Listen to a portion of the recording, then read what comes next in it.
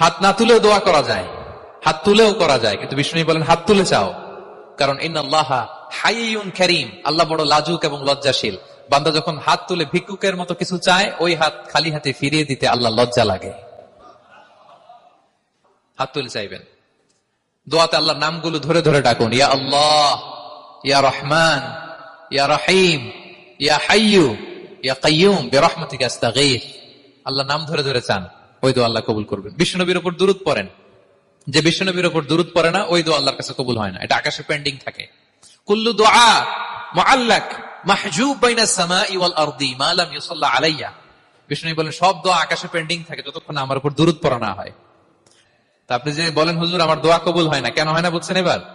হ্যাঁ, নবীর উপর দুরূদ পড়েন নাই তো। আল্লাহুম্মা সাল্লি ওয়া সাল্লিম ওয়া বারিক আলাইহি। শুরু করবেন বিষ্ণু নবীর উপর দুরূদ দিয়ে, মাঝেও পড়বেন, শেষেও পড়বেন, আগেও পড়বেন, পরেও পড়বেন। আপনার দোয়া কবুল করবে কে?